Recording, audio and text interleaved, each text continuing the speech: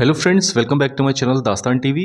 तो Frankenstein movie के जो डायरेक्टर हैं गुइलर्मो डेल टोरो, उन्होंने एक रीसेंट इंटरव्यू जो वो जॉश हॉरोविट्स को दे रहे थे, उसमें उन्होंने सुपरमैन मूवी को प्रेज़ किया था, जो जेम्स गन की सुपरमैन मूवी है। और मूवी की टोन और जो ओवरऑल मैसेज था होप का, उसको उन्होंने बहुत ज़्यादा अप्रिशिएट किया, बहुत ज़्यादा अच्छे वर्ड्स यूज़ किए। अच्छा, इसी इंटरव्यू में एक बहुत ज़्यादा इंटरेस्टिंग चीज़ हुई। जो इंटरव्यूअर थे, उन्होंने उनसे क्वेश्चन पूछा कि क्या 2011-12 के अराउंड आपको सुपरमैन मूवी यानी मैन ऑफ स्टील मूवी जो हमारी है, क्या वो भी ऑफर हुई थी जैक स्नाइडर से पहले? तो गुइलर्मो डेल टोरो ने कहा कि हाँ, उनको ये मूवी ऑफर हुई थी, लेकिन उन्होंने ये प्रोजेक्ट एक्सेप्ट नहीं किया था।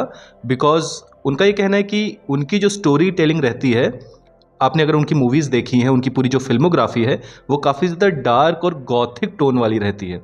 लेकिन गिलर्मो डेल टोरो ने ये कहा कि सुपरमैन एज अ कैरेक्टर जो है वो काफ़ी ज़्यादा बैलेंस्ड कैरेक्टर, एक होपफुल वाला कैरेक्टर है, तो इसलिए उन्होंने उस प्रोजेक्ट के लिए मना कर दिया था। आप में से बहुत से लोगों को पता होगा कि जैक स्नाइडर पहली चॉइस नहीं थे मैन ऑफ स्टील को डायरेक्ट करने के लिए। उनसे पहले कई सारे डायरेक्टर्स को अप्रोच किया था क्रिस्टोफर नॉलन ने, लेकिन बहुत से डायरेक्टर्स ने मना कर दिया था इस फिल्म को करने के लिए किसी ना किसी रीज़न से। और आपको ये भी याद होगा कि बेन एफ्लिक के बारे में ये खबर निकल के आई थी कि उनको भी दरअसल man of steel movie offer हुई थी डायरेक्ट करने के लिए। लेकिन ऑन रिकॉर्ड बेन एफ्लिक ये बात बोलते हैं कि जो सुपर हीरो मूवीज में विजुअल वाला पर्सपेक्टिव होता है, विजुअल एक्शन सीन्स वाला, उसके लिए बेन एफ्लिक उतना ज़्यादा कॉन्फिडेंट नहीं थे अपने ऊपर, इसलिए उन्होंने मैन ऑफ स्टील मूवी को पास कर दिया था। बाद में हमको पता है जैक स्नाइडर ने मैन ऑफ स्टील मूवी को डायरेक्ट किया था।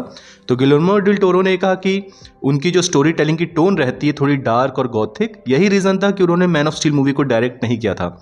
अच्छा, अगर वो डीसी यूनिवर्स को ज्वाइन कर रहे हैं तो आपको पता है कि डीसी जो कॉमिक बुक है हमारी, इसमें बहुत सी वैरायटी ऑफ कैरेक्टर्स हैं। यहाँ पे आपको एक्वामैन और सुपरमैन जैसे बैलेंस्ड कैरेक्टर भी मिलेंगे, आपको बैटमैन जैसे डार्क कैरेक्टर भी मिलेंगे, आपको प्लास्टिक मैन जैसे कॉमेडी वाले कैरेक्टर्स भी मिलेंगे।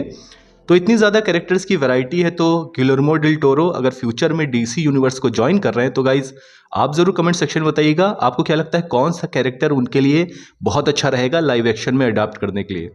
अच्छा, मैन ऑफ स्टील की बात छिड़ी ही है, तो अगर आप मेरे चैनल के पुराने सब्सक्राइबर हैं तो मैंने मल्टीपल टाइम्स इस बात पे डिस्कशन किया हुआ है। मैन ऑफ स्टील मूवी को अगर आप देख रहे हैं एज अ डीसी फैन के पर्सपेक्टिव से मैं बता रहा हूँ, अगर आप कॉमिक बुक से जुड़े हुए हैं काफ़ी टाइम से, तो अगर आप मैन ऑफ स्टील मूवी को ये थिंकिंग लेकर दिमाग में देख रहे हैं उस मूवी को कि दिस इज़ एन एल्सवर्ल्ड स्टोरी, यानी ये एक एल्सवर्ल्ड स्टोरी है, तो मैन ऑफ स्टील मूवी आपको पसंद आएगी। एंड फॉर मी ये फिल्म सॉलिड 8.5 आउट ऑफ 10 वाली रेटिंग की फिल्म है, क्योंकि मैं हमेशा ये फिल्म देखता हूँ तो यही पर्सपेक्टिव लेके देखता हूँ कि इट इज़ एन एल्सवर्ल्ड स्टोरी।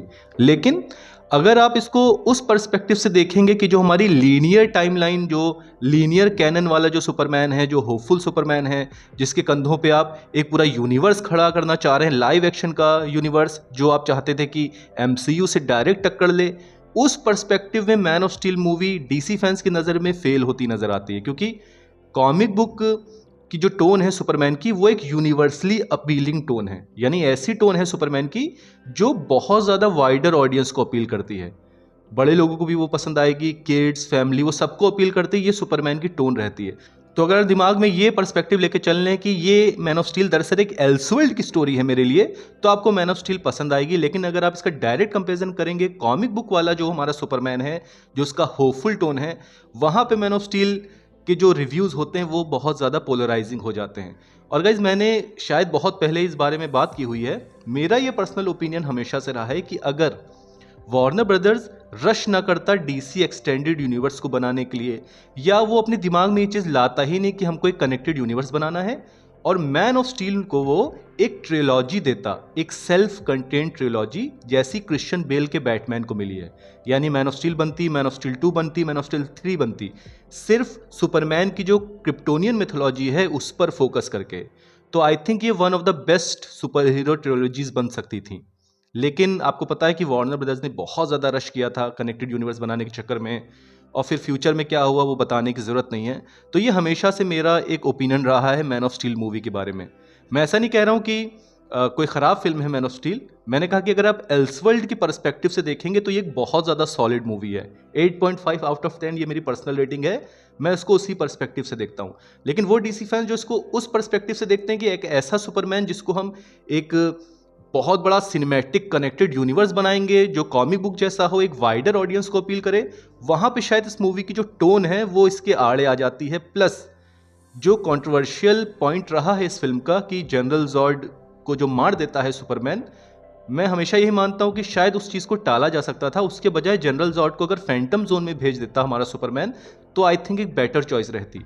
और इससे फायदा एक और होता, जनरल जॉर्ड को हम फ्यूचर में रिटर्न भी करा सकते थे कि वो फैंटम जोन तोड़ के वापस आ गया है, तो एक रिटर्न भी जनरल जॉर्ड का बहुत अच्छा बन जाता है। ये मेरा पर्सनल ओपिनियन है, हो सकता है कि आप मेरे ओपिनियन से एग्री ना करें। तो गाइज आप जरूर कमेंट सेक्शन में बताइएगा कि गुइलेर्मो डेल टोरो जो हैं, इनके लिए कौन सा डीसी का कैरेक्टर बेटर रहेगा। और आप बताइएगा, अगर मैन ऑफ स्टील मूवी एक कनेक्टेड यूनिवर्स की बजाय हेनरी कैविल के सुपरमैन को सिर्फ उनकी एक सेल्फ कंटेन्ड ट्रिलॉजी मिलती, तो क्या वो एक बेटर चीज रहती? प्लीज कमेंट सेक्शन में जरूर बताइए।